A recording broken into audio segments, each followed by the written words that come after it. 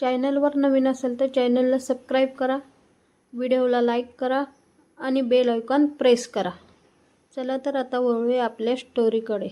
मधुचंद्राची रात्र संपली तरी प्रेम संपेना भाग 1. लग्नाला 2च दिवस झाले होते. घरभर अजूनही नव्या नात्यांचा सुगंध दरवळत होता.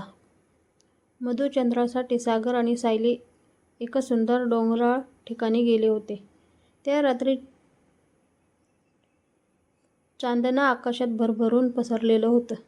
थंड वाऱ्याची झुळूक आणि शांत वातावरणात दोघेही एकमेकांच्या सहवासात हरवून गेले होते.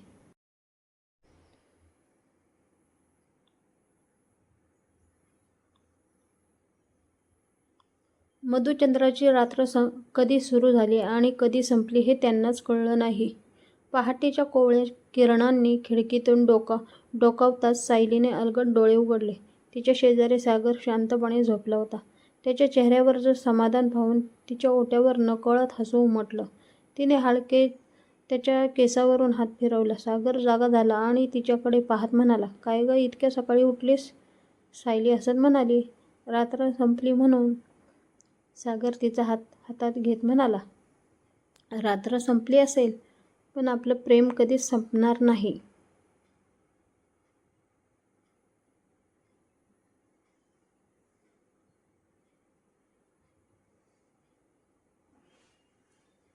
त्या एका वाक्याने सायलीच्या मनात आनंदाची लहर उठली. दोघेही बाल्कनीत जाऊन उभे राहिले. समोर धुक्यांनी झाकलेलं डोंगर आणि उगवता सूर्य दिसत होता. त्या सुंदर दृश्यापेक्षाही त्यांना एकमेकांची साथ जास्त सुंदर वाटत होती. दिवस मागून दिवस जात होते. मधुचंद्र संपला, सुट्ट्या संपल्या आणि दोघेही त्यांच्या नेहमीच्या आयुष्यात परतले. पण त्यांच्या प्रेमात मात्र काहीच बदल झाला नाही.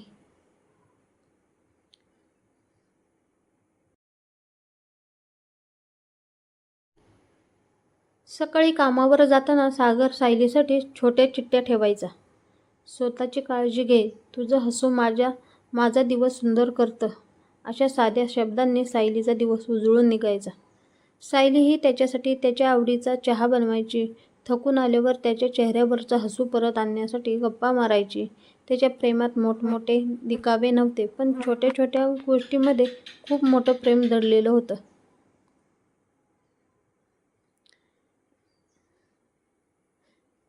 एक दिवस सायलीने विचारलं, "सागर, तुला कधी वाटतं का की मधुचंद्राचे दिवस परत यावेत?" सागर हसला. तिच्या डोळ्यात पाहत तो म्हणाला, "आपला मधुचंद्र कधी संपलाच कुठे आहे? प्रत्येक सकाळ, प्रत्येक संध्याकाळ, तुझ्यासोबतच प्रत्येक क्षण माझ्यासाठी मधुचंद्रासारखाच आहे."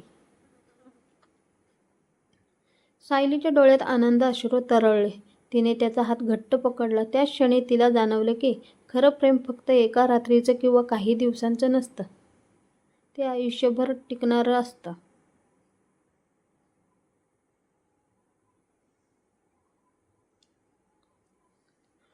मधुचंद्राची रात्र संपली होती, पण त्यांच्या प्रेमाची कहाणी नुकतीच सुरू झाली होती. काळ पुढे सरकत होता, ऋतू बदलत होते, पण त्यांच्या नात्यातील ऊब तशीच कायम होती. कारण त्यांचं प्रेम फक्त एका सुंदर रात्रीवर आदरलेलं नव्हतं, तर विश्वास, काळजी आणि एकमेकांसाठी जगण्याच्या भावनेवर उभं होतं.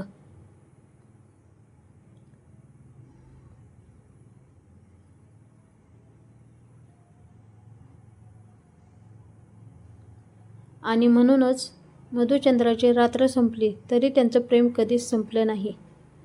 मधुचंद्राची रात्र संपली होती, पण सागर आणि सायलीच्या मनातलं प्रेम दिवसेंदिवस अधिकच फुलत होतं. लग्नानंतरचे सुरुवातीचे दिवस स्वप्नासारखे जात होते. सकाळी उठल्यावर एकमेकांचा चेहरा पाहणं, एकत्र चहा पिणं, छोट्या छोट्या गोष्टीवर हसणं, हेच त्यांच्या आयुष्यातील सर्वात सुंदर क्षण बनले होते.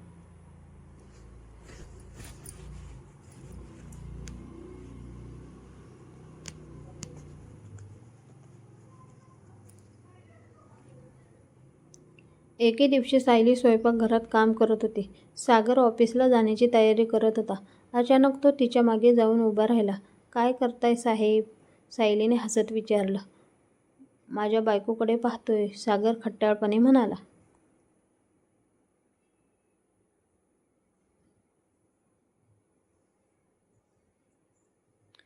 "असं काय नवीन आहे?" नवीन काही नाही, पण रोज तुला पाहिलं की पुन्हा प्रेमात पडल्यासारखं वाटतं. सायलीच्या गालावर हलकीशी लाली पसरली. तिने नजर खाली केली, पण मनातून ती खूप आनंद झाली होती.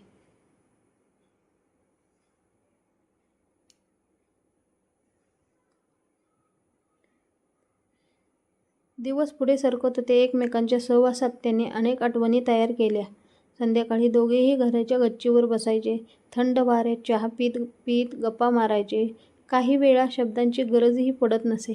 फक्त एकमेकांच्या सोबतीत बसूनही पुरेसे वाटायचं. त्या दिवशी आकाशात पूर्ण चंद्र होता. सायली चंद्राकडे पाहत म्हणाली,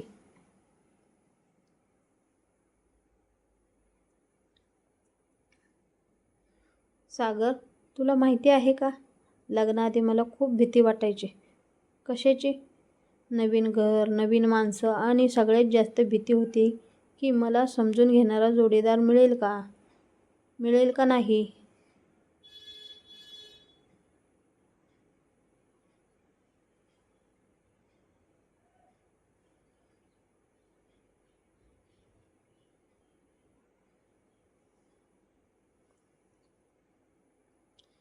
सागरने तिचा हात हातात घेतला आणि आता सायली हसली. आता वाटतं देवाने माझ्यासाठीच तुला निवडलेलं होतं. सागर काही क्षण तिच्याकडे पाहत राहिला. त्याच्या डोळ्यात प्रेम स्पष्ट दिसत होतं.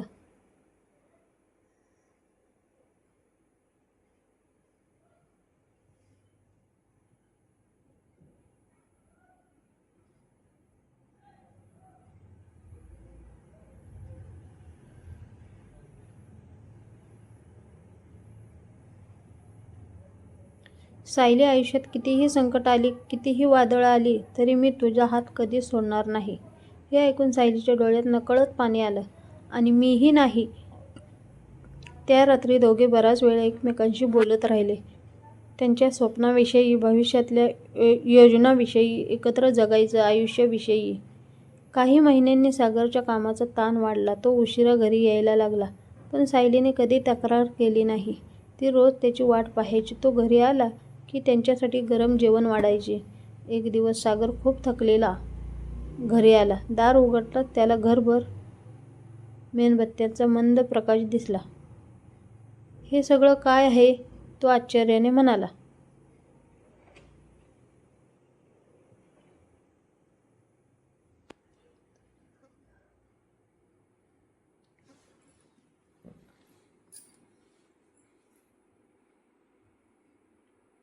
सायली हसली.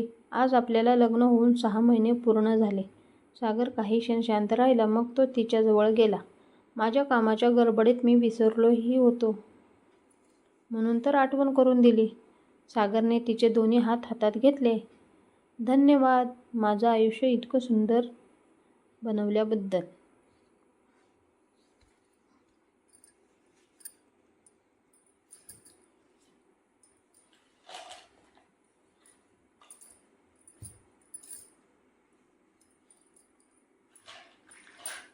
त्या रात्री दोघे खूप वेळ जुन्या आठवणींमध्ये रमले.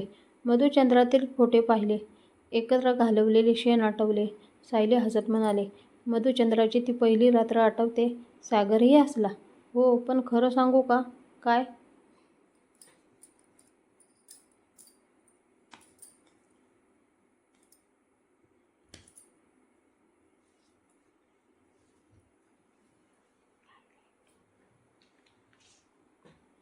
ती रात्र सुंदर होती, पण तुझ्यासोबतचा प्रत्येक दिवस त्याहून सुंदर आहे.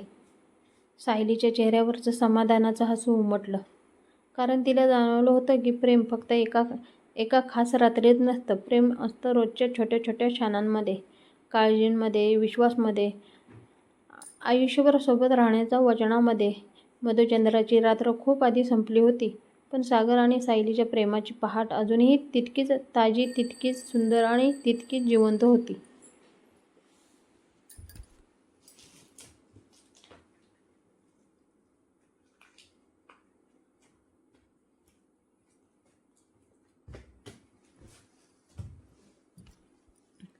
आणि सायली त्याच्याकडे काहीशी रागातच डोळे मोठे करून पाहत राहिली. तिचे फुगलेले गाल आणि लाजलेला चेहरा पाहून सागरला पुन्हा हसू आवरलं नाही. काय हसताय एवढं? सायलीने ओठ वाकडे करत विचारलं. काही नाही ग. मला माहिती आहे तुम्ही माझीच मज्जा उडवताय ना.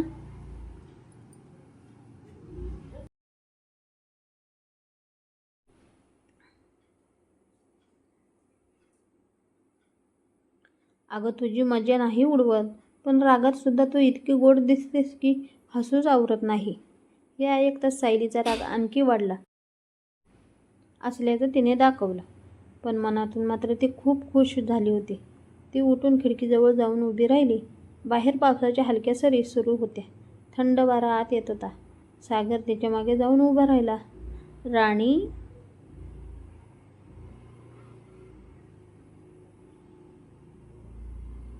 बोलू नका माझ्याशी. इतका मोठा गुन्हा केलाय की मी. हो.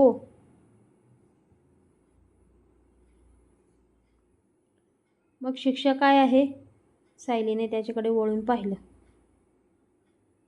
आज पूर्ण दिवस माझं ऐकायचं. बस एवढंच. हो. मंजूर आहे.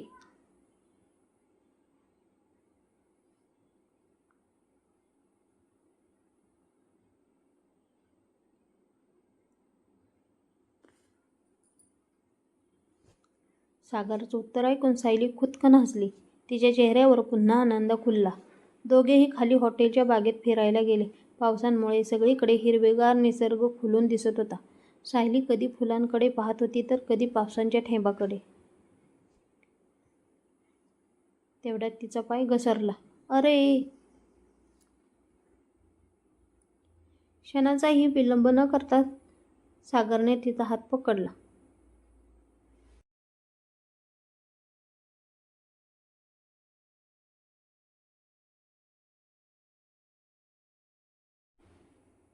काही क्षण दोघांचे डोळे एकमेकात हरवून गेले. सायलीच्या हृदयाची धडधड वाढू लागली. सोडा ना, ते हळूच म्हणाले. जर सोडलं तर पुन्हा पडशील. मी पडणार नाही. मला धोका घ्यायचा नाही.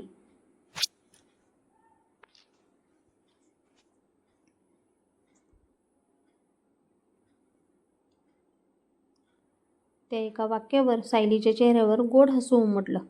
कारण तिला जाणवलं होतं की हा माणूस फक्त तिच्यावर प्रेम करतच नाही तर तिची काळजीही तितकीच घेतो. सायंकाळी दोघे तलावाच्या काठी बसले होते. सूर्यास्ताचे रंग पाण्यावर पसरलेले होते.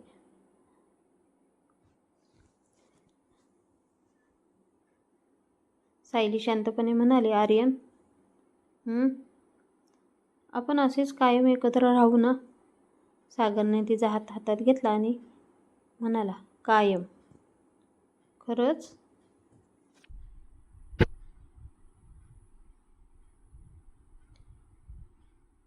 शेवटच्या श्वासापर्यंत. हे ऐकताच सायलीच्या डोळ्यात आनंद अश्रू आले. ती त्यांच्या खांद्यावर डोके ठेवून बसली. त्याच क्षणी दोघांनाही वाटत होतं की वेळ तिथेच थांबून जावी.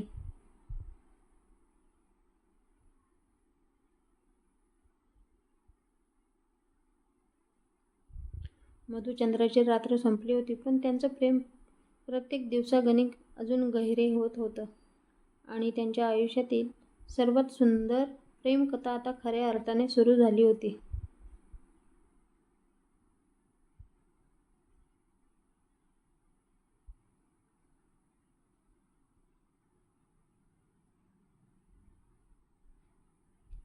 सायलीच्या डोळ्यात आनंद अश्रू आले. ती त्याच्या खांद्यावर डोके ठेवून बसली. त्या क्षणी दोघांनाही वाटत होते की वेळ तिथेच थांबून जावी.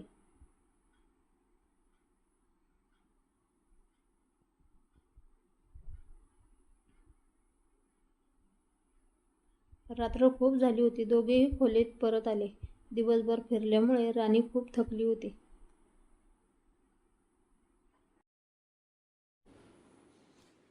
ती बेडवर बसली आणि सागरकडे पाहत म्हणाली, आज तर माझे पायच दुखायला लागलेत.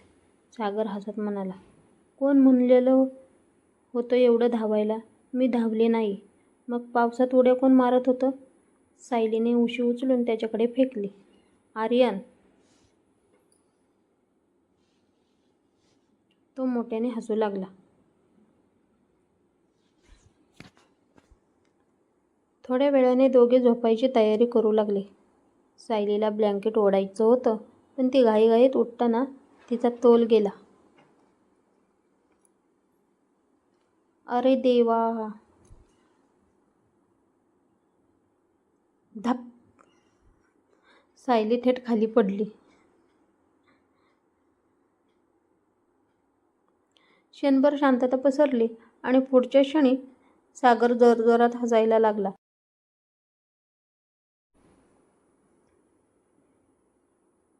राणी, तू ठीक आहेस ना? सायली रागाने त्याच्याकडे पाहिलं. मी खाली पडले आणि तुम्हाला हसू येते?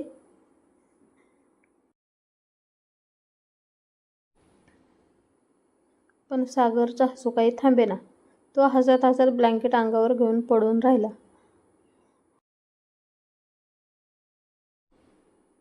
खूप लागलं का ग? हो, आणि आता तुमच्याशी बोलणार नाही. अगं पण पडताना तुझा चेहरा इतकं म्हणतात तो पुन्हा हसायला लागला.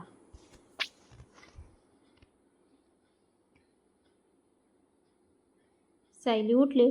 तिने उशी उचलली आणि सरळ त्याच्यावर फेकली. आता हसा, अजून हसा. सागर ब्लँकेटमध्ये लपून स्वतःचा बचाव करू लागला.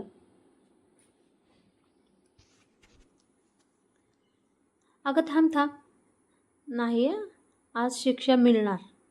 सायली त्याला उशीने मारत होती आणि तो ब्लँकेटमध्ये लपून हसत होता. काही वेळाने दोघेही शांत झाले. सायली अजूनही रुसून बसली होती. आर्यन तिच्याजवळ आला. सॉरी. नको. अगं खरंच सॉरी. नाही.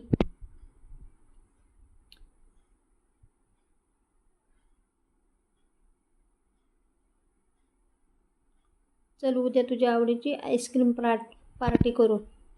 सायलीच्या चेहऱ्यावर नकळत हसू आलं. खरंच? हो. 2 आईस्क्रीम. हां, मंजूर.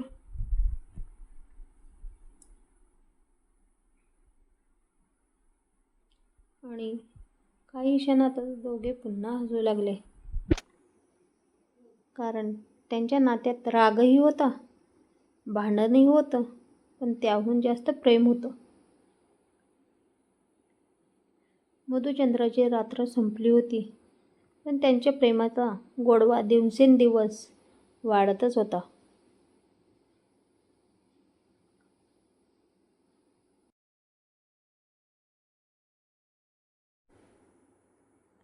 आणि आता सायली झोपेच्या अधीन झाली होती. पण सागरची मस्ती काही कमी होत नव्हती. तो तिच्याकडे पाहत हळूच हसला.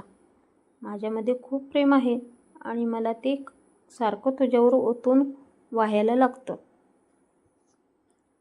सायलीने डोळे अर्धवट उघडले. आता झोपू द्या ना प्लीज. अगं अजून थोडं बोलूया ना. नाही. फक्त 2च मिनटं. तुमची 2 मिनटं म्हणजे 2 तास. हे ऐकून सागर हसू लागला.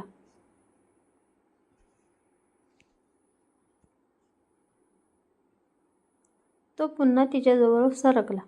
सायली उशी डोक्यावर घेतली. आता मी झोपणार आहे, ठीक आहे?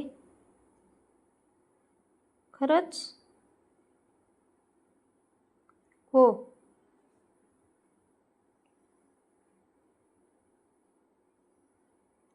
सायलीला वाटलं आता शांतता मिळाली. पण 2 मिनिटांनी आर्यन पुन्हा म्हणाला, सायली, तुला माहिती आहे का? काय? मी तुझ्यावर खूप प्रेम करतो. सायली डोळे न उघडताच उत्तर दिलं. माहिती आहे. किती? खूप. किती खूप? सागर.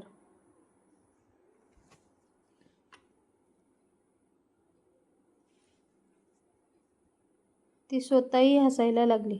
मग सागर हळूच तिच्या हातात हात घेतला सायली, आपण असंच कायम राहूया ना. कधी भांडलो तर शेवटी हसायचं. हो. कधी रुसलो तर एकमेकांना समजून घ्यायचं. हो. आणि कितीही वर्ष झाली तरी असंच प्रेम करायचं. हे ऐकून सायली त्याच्याकडे पाहत राहिली. तिच्या चेहऱ्यावर सुंदर हसू होतं. वचन.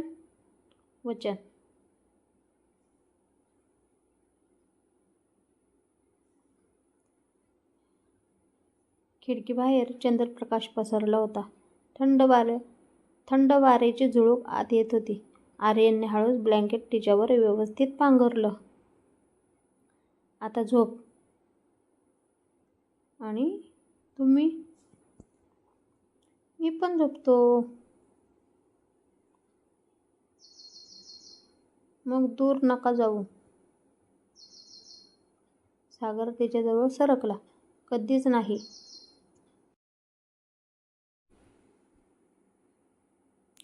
सायलीने त्याच्या खांद्यावर डोकं ठेवलं आणि काही क्षणातच ती गाढ झोपी गेली.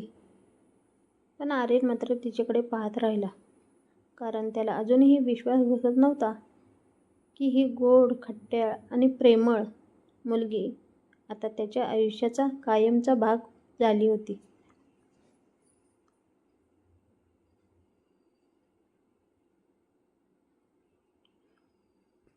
मधुचंद्राची रात्र संपली होती, पण त्यांच्या प्रेमाचा प्रवास आता प्रत्येक दिवसासोबत आणखी सुंदर होत चालला होता.